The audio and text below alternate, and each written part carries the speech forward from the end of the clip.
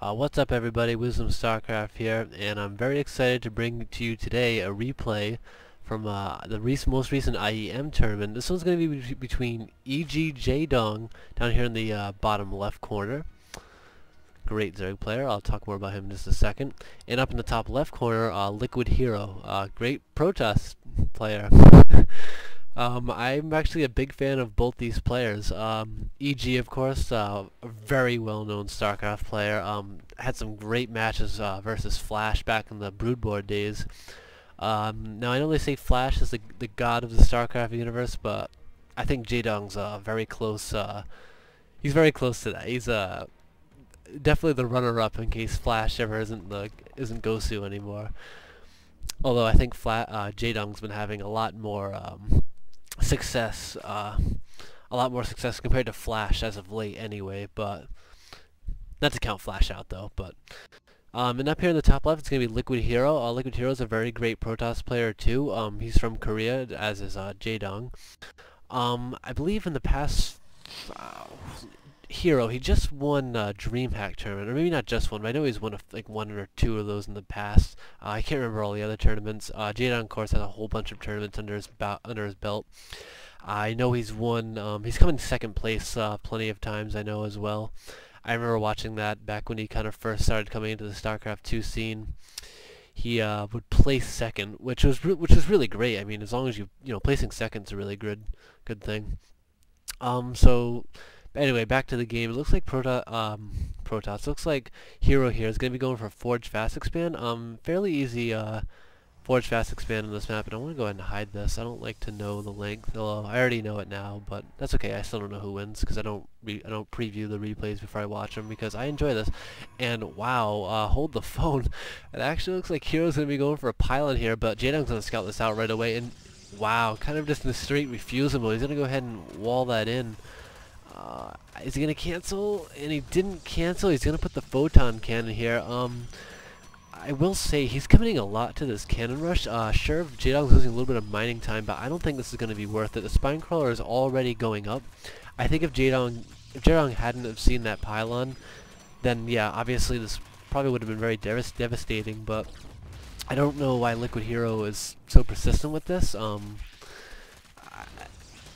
Maybe I'm judging this too soon, but I think this is a really bad idea. That's going to put HerO pretty far behind. Although he's going to get the Nexus down now, but I guess let's look at the resources lost tab. I think he only lost like one pylon. Oops, that's the resources tab. I want the lost tab. Yeah, so he's going to be losing already 400 resources. So yeah, that's going to definitely put him behind a little bit. I think he committed. I don't know. I don't know. I really don't know what he was thinking. I feel like that's a really bold spot to put the pylon. In the meanwhile, now Jaedong's gonna be trying to counterattack, but he's really not gonna get much done now that the cannon is already here. So, yeah. In the meantime, I think Jaedong's probably gonna be looking to take a third fairly soon, and just take the map from there. This Nexus is very delayed because of this failed cannon rush. But as I was saying before, that was a very bold place to put the cannons. I'm honestly not really sure like what HerO is thinking, just because I don't know. I mean, the hatchery was already close to completion, and you really got to count on Zergs trying transferring drones or even moving lings in between that spot. And of course, I mean, as soon as a drone goes here, that's gonna see the pylon and cannons on the ledge there. So. But we'll see. I mean, HerO can definitely still come back from this. I don't think it's unrecoverable. I think he's definitely behind, but it's not unrecoverable. We'll see what he chooses to follow up now. I know the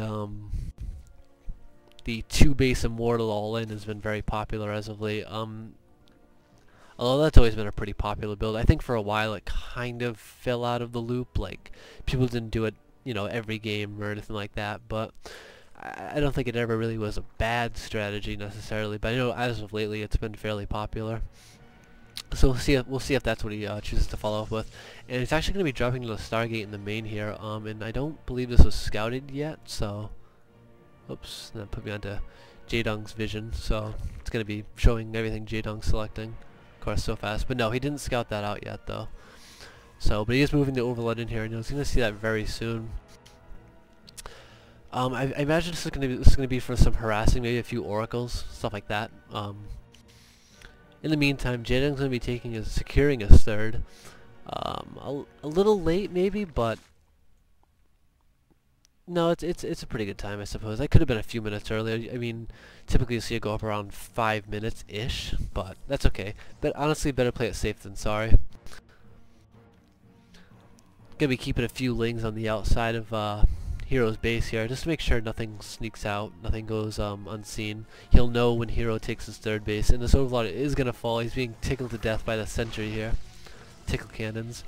And there's going to be a Phoenix coming out of there. So it's going to be a couple Phoenixes, maybe a Void Ray to pick off Queens. So in the meantime, though, this Phoenix is going to be killing an Overlord, maybe two. This Overlord's most likely going to get away. And yeah, Jaedong's already moving his Queen into the line here, already going to be dropping a Spore. And I want to look at that units tab because, so 49 drones to 42 probes. These bases are pretty well saturated now. So, going to be focused on mostly army at this point. Going to be most likely expanding to the third very soon. I don't think he's going to be going for an Immortal all-in. Although, maybe I'm wrong. Maybe, now he could just be getting this Immortal to, you know, for his army. Yeah, I think that's what he's doing. I don't even know what I'm saying because I don't see how you can do an Immortal all-in with only one gateway. So, kind of greedy play here, to be honest. And yeah, Jaedong's going to be moving across with roaches now, and what does HerO have to defend this? 2 sentries, and it's going to be 1 Immortal spawning very soon, but wow, yeah, a lot of pressure at this front gate, and I just don't see how he's going to deal with it. He needs to drop down the Photon Overcharge as soon as he gets enough. That forge is going to be going down, though, and this is going to be a lot of dead buildings. There's just not enough to defend. Nothing really to speak of. A Void Ray is going to be coming out, so that is going to push back this attack. Jaedong doesn't have anything to deal with that. But he did go ahead and lose the forge, and this I know it shows it's even, but I don't think it's even because Jaedong does have his third, and he's going to be looking to expand again, probably fairly soon. He already has significant defenses at all these bases for these this Void Ray moving out. 1 Spore, a Queen. He can rotate Queens as necessary if he needs to. These Overlords is going to be pooping in the base here, just for fun, I suppose. Really not accomplishing a whole lot. And he's going to be going for Hydras. I think that's a very good choice. Although, on the other hand, there is a Robotics Bay already coming up, so Jaedong's going to need another backup plan. But he could, honestly, catch HerO with his pants down because he already has 13 Hydras on the way. I don't know how many are created. Where is his army? There's a few roaches and lings up top, and these voids and phoenixes are actually going to be moving in. I don't think there's I know I said earlier that there was good defenses, but only 1 Spore. But the Hydras are going to be coming in here now to help defend this. So wow, not even getting that Queen there. That is unfortunate right there.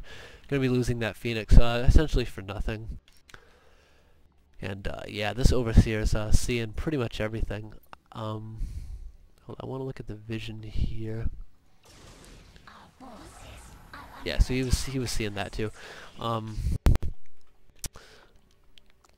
Is there an upgrade tab now? I don't think there used to be one, but I believe there is now.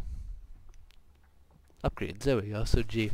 So it's going to be level 1 missile attacks for Jaedong, and the of course Galileo reconstruction, so he moves faster off creep, and Groove Spines. I guess that's completed, otherwise I wouldn't show it. I'm going to be pressuring this third base here. We'll see if HerO can defend it. Some nice force fields, catching a few Hydras out of position there. Some more force fields, going to be blocking those lings out. But you know what, Jaedong's going to say screw it. He's just going to go around the right side here. And he's going to focus down the Nexus with some of those lings and roaches. That Colossus is going to be doing some work though. I think Jaedong should have backed out with that army. He's going to be losing it all. And yeah, I don't think Jaedong's too far behind though from that. I think he just needs to regroup, although he didn't expand, and this expansion was allowed to go up. So I'd say there's some greedy play coming out from HerO, but it looks like it's paying off because this third base is now secure. The Mothership Core can easily rotate between these three bases to throw it on photon overcharges, and as long as he positions the army, you know, around here in the middle, he can pretty much defend anywhere. Corruptors are going to be coming out though. Is there a hive? No, there's not a hive yet, but there is corruptors now. So I imagine Jaedong will probably be looking to upgrade into a hive fairly soon, then go for broodlords. In the meantime though, these corruptors are going to be very nice with his army, going to be using those to take out the Colossus. And I want to look at the armies kind of like face to face here. So we got 2 Colossus, 1 Immortal, 4 Zealots, 5 Phoenix, 1 Void Ray, and 2 Sentries. That's a pretty small army. Jaedong gonna be going for mass roaches. Cut the Hydras out for now. Maybe he'll get some more. I think he cut them out just because of the Colossus, really. But roaches and corruptors and then the lings for the extra DPS, that'll serve just fine, I think, versus this kind of an army. But I think he's probably going to want to pick the right fight, just because if he gets caught in a choke point, it could be devastating. Although the corruptor's going to come in here and actually snipe a Colossus, so that's a really big deal for HerO, because he's working with so little forces as it is. And he's going to be trying to take out these corruptors here with the Phoenixes, but Phoenixes don't do anything versus corruptors, really, between the 2 armor they have naturally. And I think Jaedong probably realizes that one of these classes is hallucinated, and it's actually just going to fall. So yeah, this is looking very grim for HerO. A lot of pressure as natural here. Probes are just being slaughtered in the line. This class is going to get surrounded and die. He's going to try to hold on with a handful of stalkers, and no, he's just going to call it GG.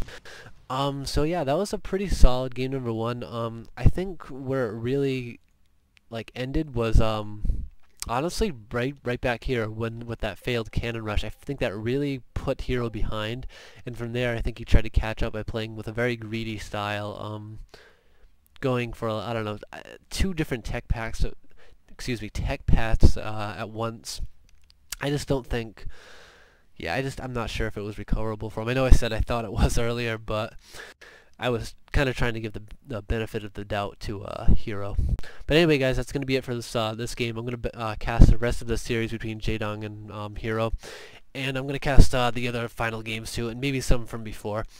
So yeah, that's going to be it. Peace, love, empathy, and I'll see you guys to the next cast.